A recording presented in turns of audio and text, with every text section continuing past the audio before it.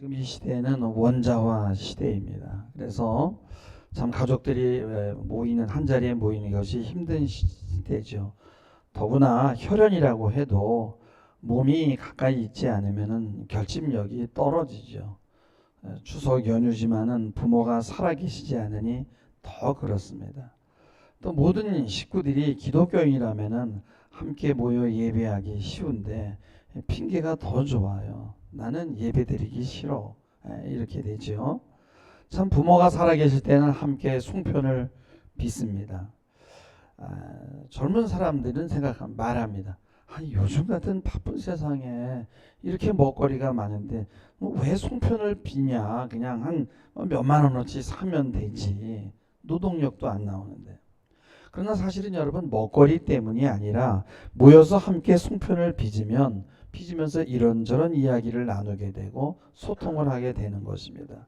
모여서 송편 빚는 일이 없어진다는 건 뭐예요? 관계가 없어진다는 것입니다. 어차피 앞으로는 삼촌도 없고 이모도 없고 오빠도 없고 동생도 없어요. 애라고는 달랑 하나 낳거나 아니면 아예 안 낳습니다. 심지어 결혼 자체도 안 합니다. 식구라고는 애완동물밖에 없어요. 핸드폰 하나 주어지면 그거 만지작거리면서 외롭지 않다라고 생각해요. 뭐 그런 것 같아요. 정신없죠. 사실 지독한 외로움이거든요. 문명이 우리를 속이고 그것을 인지하지 못하게 합니다. 사람들이 다 미쳐 돌아가고 있어요. 여러분요, 과거에는요 여자는 사람 취급을 하지 않았어요. 그러나 요즘엔 여자들도 공부하고 남자들보다 더 높은 지위에 올라갈 수 있어요. 남자보다 더 나은 직장, 더 많은 보수, 더 좋은 직급을 갖습니다. 여자들이 그렇습니다. 내가 왜 내 삶을 포기하고 희생해야 돼? 나도 사람답게 살고 싶어. 또 결혼해서 남자 만나면 성격도 안 맞고요. 문화적 차이도 있고 뭐 질척거리면서 내가 왜 꼭 그렇게 살아야 하나가 되는 것입니다. 여러분 사실 아기를 낳는 게 얼마나 원시적이에요. 이 문명화 시대에 원숭이처럼 젖통을 내놓고 젖을 먹여? 내가 동물인가? 난 인간이잖아. 이렇게 되는 거예요. 근데 여러분 비문명화된 나라 가보세요. 막 아이들이 바글바글합니다. 왜 그래요? 삶이 힘드니까. 오히려 애 낳는 것은 일도 아니에요. 과거에 우리 부모들 너무 고달팠잖아요. 뭐 먹을 것도 없고 삶이 그렇게 고생스러운데 왜 그렇게 퍼질나게 애를 많이 낳았는지 의아해합니다. 여러분 그러나 그때는요 애 낳는 것이 밭에서 일하다가 된통 쌓는 것보다 더 쉬웠다고 그래요. 또 애를 낳아야 여자로 대접받잖아요. 근데 요즘엔 남자건 여자건 힘든 일에서 도망갈 곳이 너무 많아요. 우리가 어린 나이였을 때 여러분 한번 생각해 보세요. 삐져가지고 도망가면 어디로 가요? 남의 집 처마 밑이나 어떤 광 속에 은밀하지만 텅 빈 장소잖아요. 지금은 어디로 갑니까? 공연장으로 가고요. 사람들이 많이 모이는 백화점 같은 화려한 곳으로 도망가요. 근데 여러분 거기 가면 뭐가 있나요? 물론 거기 가면 우리의 오감이 살아나요. 우리의 피부 감각들이 살아납니다. 그래서 내가 살아있다는 느낌을 가질 수 있어요. 그러나 여러분 공연이 끝나고 쇼핑이 끝나고 여러분 집으로 돌아오게 되면은 휑하니 비어있는 공연장처럼 내 마음이 텅 비어있는 것을 느끼게 됩니다. 우울할 때 사람이 많은 곳으로 도망가면 좀 덜 우울하고 기분이 풀립니다. 물건도 쇼핑하면 좋지요. 그러다 그것이 아니면 존재의 느낌을 가질 수 없다면 이것은 비극이라는 거예요. 사람들이 왜 자꾸 그런 곳으로 도망갑니까? 자기의 문제와 만나는 것이 두렵기 때문이에요. 여러분 자기를 들여다보는 것이 가장 힘든 것이에요. 그래서 자기의 문제를 돈으로 성공으로 외적인 것으로 여러분 채우면 채울수록 어때요? 더 공허해집니다. 인생은요 여러분 다 누려보고 다 해보고 하나님을 찾느냐 아니면 그 전에 하나님께 돌아오느냐의 싸움인데 다 해보고 성공해보고 돌아오기에는 우리 인생이 너무 짧다는 거예요. 여러분이요, 가면을 안 쓰고 살 수 없지만 그래도 여러분 벗는 시간이 있어야 돼요. 언제 벗어요?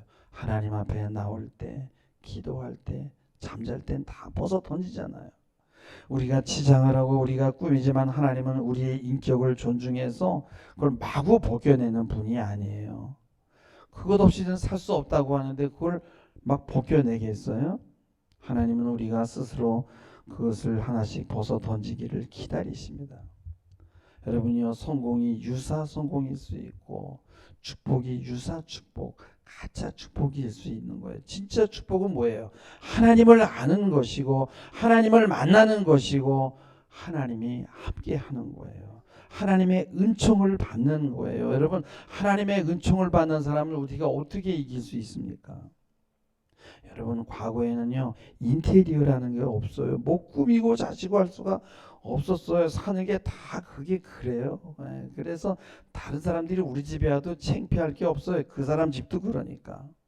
그 옷 입는 모습에서 또 집의 모습에서 삶의 모습이 그대로 다 드러납니다. 그러나 문명이 시작되고 격을 높이기 위해서 인테리어라는 것이 나오잖아요.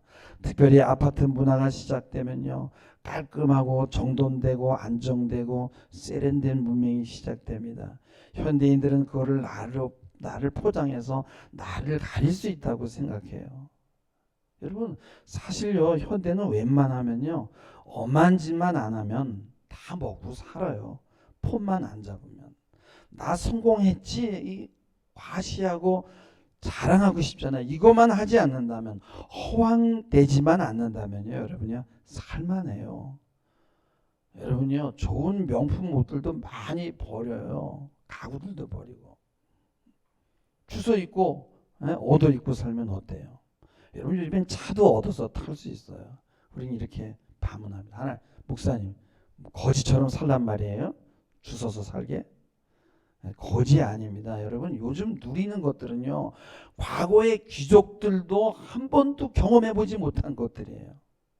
지금 평민들은요, 과거 진시황보다 더 잘 먹고 더 호화스럽게 살아요. 왕이요, 옛날에 조선시대 때 왕이 궁궐에서 온양 온천으로 목욕을 하라고 온천역을 가는데 며칠을 가는 거예요. 지금요, 1시간이면 갑니다. 과거에 여러분, 소나타 2000cc 타면 이야, 우러러봤어요. 지금요, 웬만하면 다 외제차로 바꿔요. 여러분, 구형 소나타 2000cc는요, 얻어 탈 수 있어요. 근데 여러분, 이게요, 150마력이라는 거예요. 150마력이라는 건 뭐냐면 말 150마리가 끄는 힘이라는 거예요. 근데 진시황의 마차도 150마리가 끌지 않았단 말이에요. 그래서 여러분요, 축복이라는 건 생각하기 나름이에요. 인생이 뭐 그렇게 깔끔하고 멋지고 딱 맞아떨어지는 그런 게 아니에요. 지지고 볶고 사는 게 인생입니다. 우리 인간에게는 여전히 원시성이 있어요. 깔끔한 인테리어와 멋진 집, 자동차, 이것이 내 인생을 업그레이드 해주지 않는다는 거예요. 외부의 치장으로는 절대 내가 만들어지지 않는다는 거예요. 나를 만드는 것은 하나님이고요. 그래서 나를 만나는 문제 앞에서 하나님은 나를 만나자고 하는데 늘 우리는 도망을 가요. 여러분, 우리가 종합검진 받을 때 두려운 것은 나에게 어떤 문제가 발견될까 봐 그러잖아요. 병원에 가면 증상이 나오잖아요. 그럼 의사들은요, 야, 우리 CT도 찍어보고 MRI도 찍어보고 한번 정밀하게 들여보자고 그래요. 의사들은 증상에 관한 약만 주는 게 아니라 철저하게 조사해서 근원부터 고치자는 거예요. 치과에 여러분이 스케일링 하러 갔는데 의사가 아이고 이것도 흔들리네요. 얘는 좀 썩었는데요. 뽑아야 되겠는데요. 그러니까 우리가 생각할 때는 야, 이놈의 의사가 돈 벌라고 아프지 않은 것까지 그냥 모조리 들쳐내가지고 긁어 부스럼 만드는 거 아니야. 이거 하나를 줬더니 열을 달라고 하네. 의사는 뭐 그냥 두면 나중에 더 문제가 되기 때문에 치료하자는 것이에요. 바로 주님은 치과 의사와 같은 분이세요. 너희에게 자유의지가 있으니까 원한다면 너희가 나를 거절할 수 있다. 그러나 거절하지 않고 나에게 맡긴다면 내가 치료하겠다는 거예요. 우리가 어떤 모임에 가입하잖아요. 그럼 거기 가입하면요, 선물도 주고 얻는 혜택이 많습니다. 그러나 내가 좋아하는 혜택만 받게 되어 있지 않아요. 회비도 내야 돼요. 또 시간을 내서 모임에 참여해야 되고요. 그러다 보면 또 임원까지 하라고 해. 이거 뭐가 그렇게 복잡한지 몰라. 도망가고 싶어요. 여러분, 예수 믿는 것도 마찬가지예요. 예수 믿고 구원받는다는 거는요, 보험 든 거 같잖아요. 여러분, 자동차가 달리다가 사고가 날 때를 대비해서 어떻게 해요? 안전장치로 에어백을 달아요. 그러나 여러분, 폐차할 때까지 사고가 안 나면 에어백은 소용이 없어요.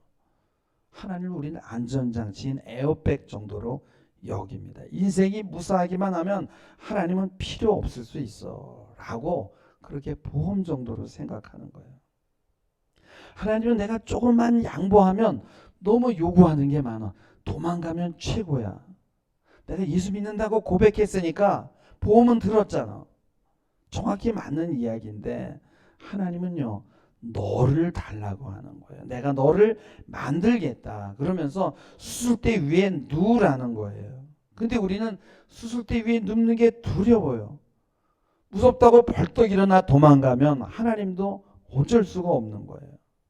하나님은요, 우리의 외모를 고치려고 하는 게 아니라 나의 위, 나의 관절, 간, 신장, 방광, 폐를 고치려고 하는 거예요. 하나님은 진통제를 줘서 임시 땜빵하지 않습니다. 두려워하지 마시기 바랍니다. 그래서 이 공포증이라는 병이 있는데, 공포증이라는 병은 뭐냐면, 이들의 정서는 뭐냐면 항상 도망갈 것이냐 되돌아갈 것이냐가 중요한 과제예요. 그러니까 하나님이 공포스러운 거예요. 그래서 하나님에게 돌아가자니 그렇고 도망가자니 그렇고, 그러니까 하나님을 공포스러워해요. 하나님은 나를 고쳐서 축복의 자녀로 만들려고 하는데, 우리는 생각하기를 하나님이 나를 붙들어서 뭔가 나에게 가진 거를 빼앗아가고 잡아 돌리려고 그러는구나. 그런 거 아니에요. 하나님은 여러분을 고치겠다는 거예요. 우린 그럽니다. 하나님, 나를 고쳐서 뭐 하려고요? 이용하려고 그러는 거잖아요. 이러고 반항합니다. 그런 거 아니에요. 내가 너를 고치겠다는 거예요. 그래서 우리는 하나님, 나만 건드리지 않으면 오케이입니다. 하나님, 여기까지입니다. 더 이상 들어오지 마세요 라고 해요. 하나님은 인격이잖아요. 하나님도 어쩔 수가 없어요. 강제로 하지 않으십니다. 하나님도 부담스러운데, 여러분, 목사는 또 얼마나 부담을 느껴요. 그러니까 맨날 위로만 하고 예수 믿으면 만사형통이라는 수표를 마구 남발할 수밖에 없는 거예요. 우리에게는 구원의 축과 창조의 축이 있는데, 구원의 축은 예수 믿으면 구원받는 겁니다. 가장 중요한 것이에요. 그러나 창조의 축이 있는데, 창조의 축은 아직 끝나지 않았어요. 여전히 나를 만들어 가십니다. 구원의 축만 이야기하면 너무 시원하고 부담이 없으니까 좋아요. 창조의 축을 얘기하면요, 성화를 얘기해야 되죠. 도덕을 얘기해야 되죠. 부담스럽습니다. 죽으면 천국 가는데 무슨 성화가 필요 있어? 천국 가면 됐지. 그러나 여러분, 하나님 나라는 지금부터 시작이 되는 거예요. 왜냐하면 하나님이 나의 왕이 되시고 나는 그분의 백성이고, 그분이 하나님의 법으로 통치하고 통치를 받고 순종하면 그게 천국이거든요. 여러분, 지금 우리나라에 여러분 60대 이상의 부모들이 가지고 있는 재산이, 제가 추정 60분에서 봤어요. 재산이 4,300조래요. 근데 그 자녀들이 재산 싸움이 붙은 거예요. 4,300조를 가지고 싸움이 붙어가지고 지금 법원이 있잖아요, 불난 것처럼 되었대요. 왜 그래요? 눈에 보이는 것이 전부라고 생각하니까. 그러니까 자녀들이 막 피떠지게 싸우고 있는 거예요. 이건 복이 아닙니다. 여러분요, 우리가 아기를 낳으면 젖을 먹이고 기저귀를 갈면서 열심히 키우잖아요. 어느 날 아기가 엄마라는 말 한마디만 하면 막 여기저기 카톡을 하고 난리가 나는 거예요. 드디어 애가 입을 뗐다는 거예요. 그러다가 또 발걸음을 띄면 또 막 환호성을 지릅니다. 막 식구들에게 연락하고 우리 아이가 걷기 시작했다. 근데 여러분, 여기서 끝나나요? 아이가 이제 반말적인 말을 하다가 문장을 만들기 시작하면, 야, 천재가 나왔어. 가만히 두나요? 학원에 보내지. 또 아이가 뛰어다니기 시작하면은 주변에서 그래. 야, 다 키웠어. 젖 먹일 때 생각하면요. 다 키웠죠. 근데 거기서 끝나나요? 더 나가야 되잖아요. 초등학교, 중학교, 고등학교, 대학교, 사회 진입이 줄줄이 기다리고 있어요. 그래서 내 아이가 이 과정들을 잘 통과해내기를 원합니다. 하나님도 마찬가지라는 거예요.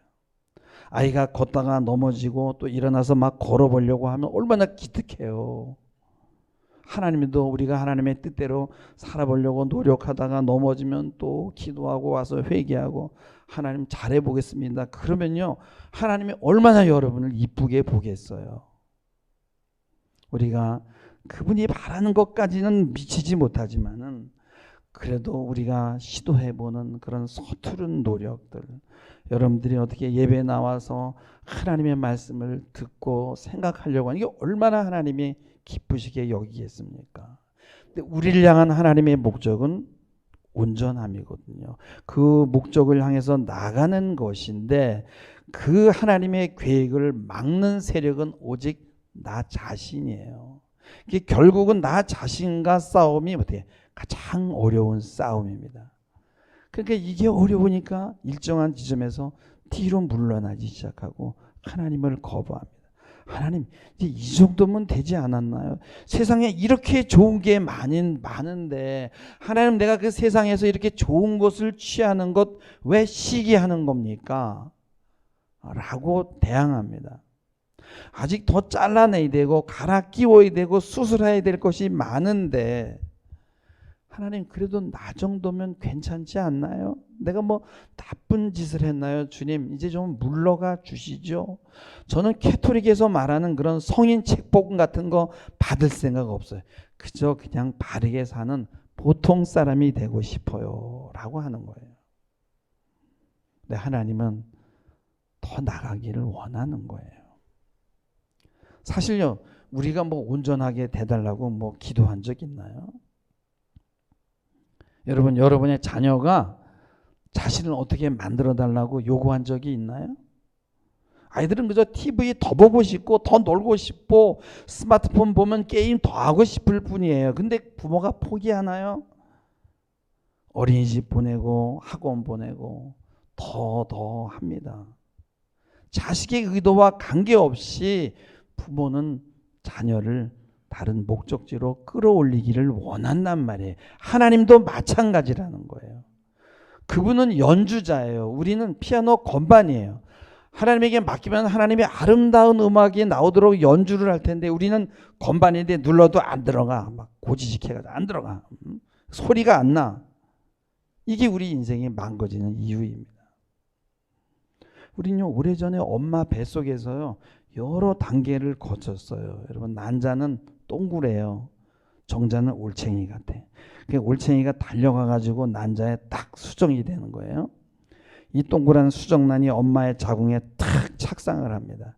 그래서 조금 자라면 모양을 갖는데 이게 무슨 뭐 거북이 씨인지 뭐 이 사람의 씨인지 이 모습이 다 비슷해요. 동물의 것과도 구분이 안 됩니다. 조금 더 지나면 사람 비슷한 형체가 나오는데 문제는 뭐냐면 여기에는 아직 아이에게 의식이 없어요. 근데 이 아이에게 의식이 있고 자유가 있으면 뭐라 그랬어요? 난 여기에 그냥 그대로 머물러 있을 거야. 난 아기가 되지 않을 거야. 난 이대로 만족할 거야 라고 하지 않겠어요? 그나마 의식이 없으니까 하나님이 만들어서 세상에 나오게 하셨고 나와서 이후에 다른 계획을 가지고 계신단 말이에요. 이게 바로 우리가 그냥 보통 사람으로 머무는데 만족할 수 없는 이유란 말이에요. 여러분, 자꾸만 도망가면 안 되는 거예요. 점점 더 가까이 가시기 바랍니다. 우리가 뒷걸음질치고 도망가는 게 불순종이고 하나님의 계획에 승복하는 것이 순종입니다. 나를 만들어주세요, 주님. 하나님이 나를 연주하면 반드시 성공합니다. 맡기겠습니다라는 고백을 하시기 바랍니다. 하나님은요, 이미 우리 안에 역사상 가장 위대하고 거룩한 영웅적인 면모 이상의 것을 모든 사람에게 넣어 놓았어요.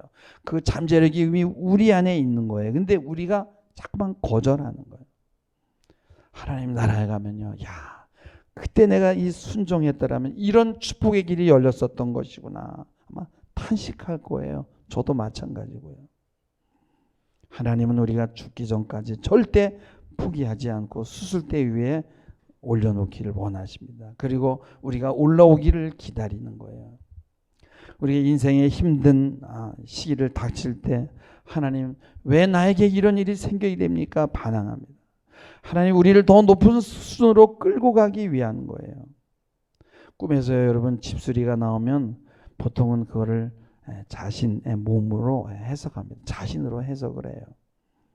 우리의 집을 고치고 있는 중이라는 거거든요. 근데 하수구를 고치고 집안을 정돈하고 지붕이 새면 이렇게 수리를 하죠. 그러나 고치는 거는 한계가 있을 수 있어요. 하나님이 더 좋은 집을 주려고 하면 할 수 없어요. 그냥 밀어버리는 거예요. 때려 부수는 거예요. 그때 얼마나 아프겠어요. 이해가 되질 않는 거예요. 하나님 도대체 무슨 짓을 하는 겁니까 저한테? 예레미야 1장 10절 오늘 말씀해 보면 뭐라고 말합니까? 내가 너를 파괴하며 파멸하며 넘어뜨리며 건설하며 심게 했다는 거예요. 여기서 파괴하고 파멸한다는 게 뭐냐면 네몰리시라는 건데 이 디스트로이는 그냥 부셔버리는데 네몰리시라는 건 완전히 가루로 만들어 버리는 거예요. 그리고 새롭게 세운다는 거예요.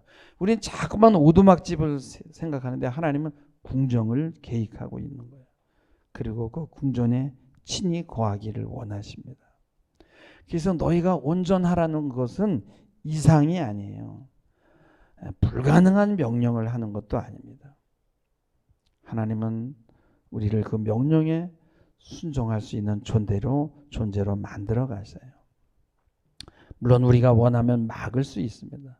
그러나 그분이 일하도록 맡기시기만 한다면 아무리 연약하고 추한 인간이라도 흠이나 티가 없는 맑은 거울로 우리를 만들어 가실 것입니다. 그 과정은요 길며 부분적으로 고통스러워요. 그러나 거기에 도달하는 것이 하나님의 뜻이에요. 구원은 예수 믿고 받는 건데 여기서 더 나가시기 바랍니다. 수술대 위에 주님에게 여러분의 몸을 맡기시기 바랍니다. 두렵고 아파도 거기서 도망가시면 안 돼요. 우린 자꾸만 세상으로 도망간다고 하는데 이 세상 자체가 여러분의 수술실이에요. 피해 다녀봐야 내가 숨었다고 생각하지만 그 수술대 밑에 지금 숨은 거예요. 하나님은요 올라와 누우라고 기다리고 계신 거예요. 그리고 말씀해요. 내가 수술대만 올라오면은 내가 하겠다. 근데 우리 뭐라 그래요? 하나님 다 알아요. 나를 내가 올라가면 나 고쳐가지고 선교사 보내려 그러죠? 그럴 염려할 필요 없어요. 하나님에게는 과학자도 필요하고 주부도 필요하고 학생도 필요하고 정치가도 필요하고 경제인도 필요하고 학자도 필요한 거예요. 모든 영역에 자신의 종이 필요한 거예요. 여러분은 이미 선교사입니다. 여러분 이번 추석에 선교사로 파송되는 거예요. 근데 모여가지고 우리 아이는 이번에 무슨 대학을 갔고 말이야. 이번에 몇 평짜리 아파트를 막 이사 가게 되는데 막 내 돈을 얼마를 벌었고 막 이야기 들으면요. 하나님, 전 언제 이런 복을 주시는 거지 하면서 주눅 들면 수술대 위로 올라가야 되는 거예요. 그러나 그런 이야기 듣고 야 정말 축하해 잘 됐구나 위로해주고 이제 예수만 믿으면 다 되는 거네. 그들의 말에 눌리지 않고 저들을 안아주고 그러면서도 저들이 전혀 부럽지 않으면 그 사람은 선교사가 된 거예요. 이번 추석 연휴에 사람들을 만나면서 자신이 얼마나 성장했는지 체크하는 시간이 되기를 주님의 이름으로 축원합니다. 기도하시겠습니다. 주님, 이번 추석 연휴를 맞아 말씀으로 무장하고 떠납니다.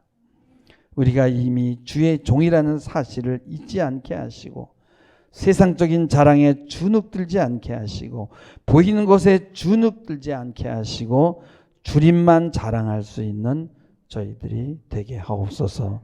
예수님의 이름으로 기도하옵나이다. 아멘.